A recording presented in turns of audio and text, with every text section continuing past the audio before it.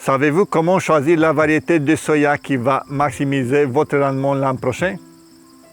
Chez Ceresco, nous sommes là pour vous aider à faire un choix éclairé.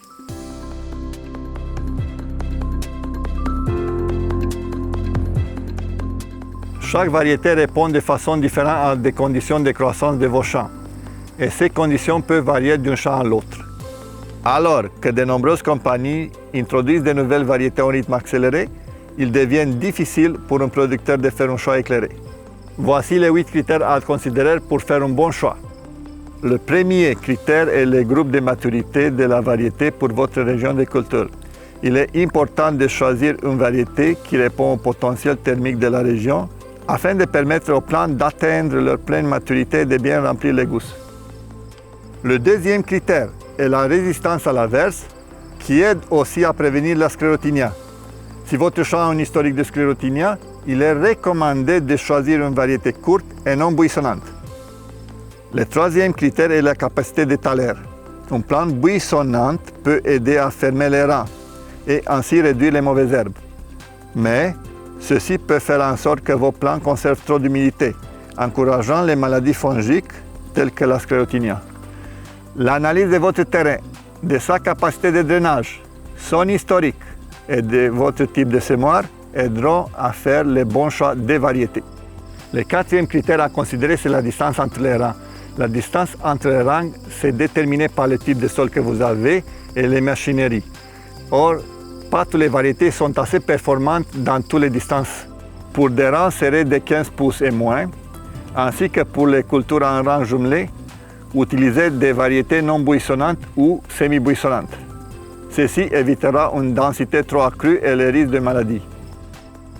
Pour les plants semés aux 30 pouces, il est recommandé d'utiliser des variétés buissonnantes et hautes qui pourront couvrir le lit végétatif et réduire la propagation des mauvaises herbes.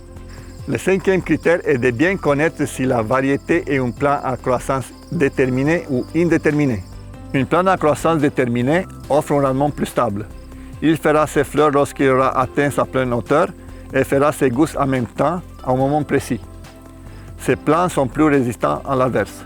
Un plant à croissance indéterminée va, au contraire, pousser plus longtemps et faire des fleurs en continu aussi longtemps que les conditions de croissance sont optimales.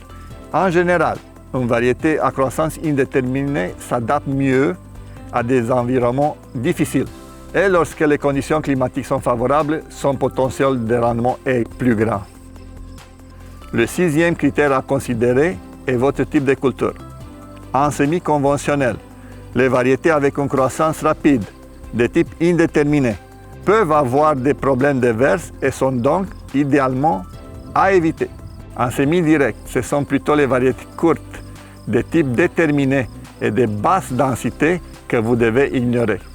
Le septième critère dans le bon choix de la variété est votre type de sol. Si votre sol est léger ou sablonneux, les variétés longues de croissance indéterminée ne sont pas adaptées à cause de leur développement végétatif trop important. Si il est lourd ou argileux, il est bon de choisir des variétés buissonnantes afin de rapidement couvrir la surface entre les rangs. Finalement, le huitième critère à considérer est la fertilité de votre sol. Dans le cas d'un sol très fertile, vous choisirez plutôt des variétés courtes, ayant un potentiel d'unité thermique plus bas que celui de votre région afin d'éviter une croissance trop rapide. Dans le cas d'un sol moins fertile, choisissez des variétés longues avec un potentiel d'unité thermique plus élevé que celui de votre région, afin d'encourager une croissance optimale des plants. En terminant, n'oubliez pas de prendre en considération la prime offerte pour les variétés aux qualités spéciales. Les variétés telles que celles à taux de protéines élevés, de type natto ou de type tofu, ont droit à une prime. Cette prime vient compenser le rendement moins élevé en comparaison aux autres variétés.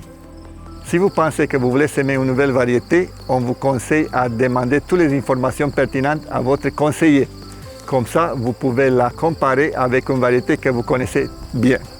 Les nouvelles variétés peuvent réagir différemment dans certaines conditions et tout bon conseiller doit parfaitement maîtriser le sujet. Nous connaissons les producteurs, les performances de ses champs et de sa machinerie. Nous connaissons la performance de nos variétés. Nous sommes donc en mesure d'aider les producteurs pour faire de bons choix. Nous espérons que cette capsule de l'Académie Ceresco vous aidera à maximiser votre rendement au champ. Votre expertise combinée à la nôtre est la clé de votre succès. Votre conseiller Ceresco est toujours là pour vous aider. Des questions? Contactez-le sans hésiter. N'oubliez pas de nous suivre sur nos réseaux sociaux pour vous assurer d'être avisé lors de la parution de nos prochaines capsules. Bonne sélection!